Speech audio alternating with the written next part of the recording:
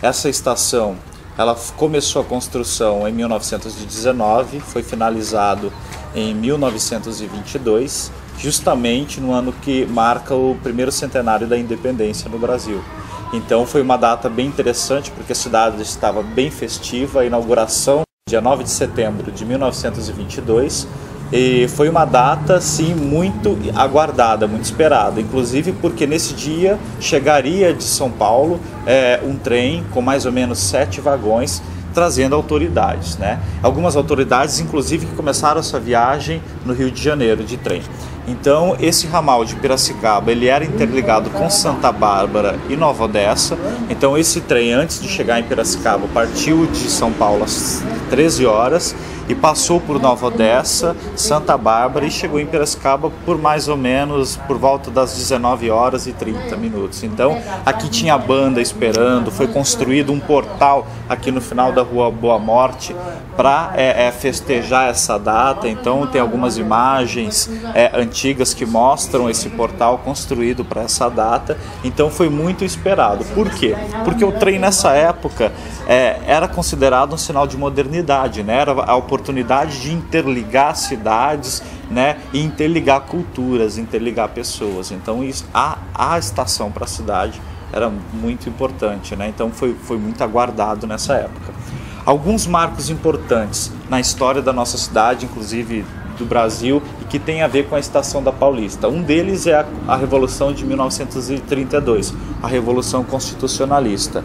Muitos piracicabanos foram lutar nessa revolução e aqui a Estação da Paulista foi o ponto de chegada e partida, né, desses soldados. Então era uma comoção muito grande a saída desses soldados, que muitos deles saíam da Praça Central, quase como se fosse uma carreata, para chegar até aqui, as famílias acompanhando, e aí saía todo mundo de trem para lutar na Revolução de 32.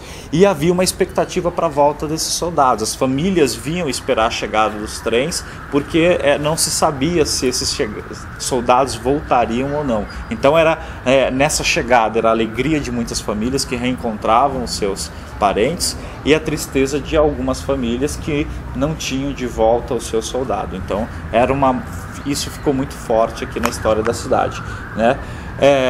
Interessante também saber deste ramal que passava por Nova Odessa, por Santa Bárbara e Nova Odessa, que aqui geralmente saíam no início 2 vagões, depois aumentava mais, tinha a primeira e a segunda classe, e eles não iam direto para São Paulo. Então ele passava em Santa Bárbara, em Nova Odessa, eles eram acoplados a outro trem e aí seguia a viagem. Então não era uma viagem direto, né? Então isso é interessante saber que existia isso, primeira, segunda classe, quantos vagões saíam daqui, né? A estação funcionou até mais ou menos final da década de 70, ela já começa a perder o uso, perder forças, e na década de 80 ela realmente para de funcionar, para de ter a sua função para que foi criada, né? Muito porque a gente teve um grande desenvolvimento das nossas estradas, né? E também por falta de investimentos e apoio do governo para manter realmente a estrada de ferro funcionando e bem desenvolvida, né?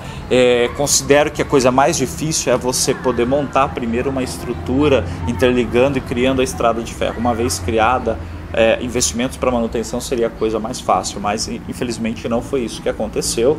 Em muitas cidades a estrada de ferro, as estações deixaram de ter o seu uso principal e começaram então cada cidade a cuidar desse espaço, né, com a sua devida importância, e aqui em Piracicaba ele foi transformado nesse espaço cultural que preserva a memória, né, já que todo esse espaço foi restaurado e conservado, e devolve para a população com uma utilidade bacana.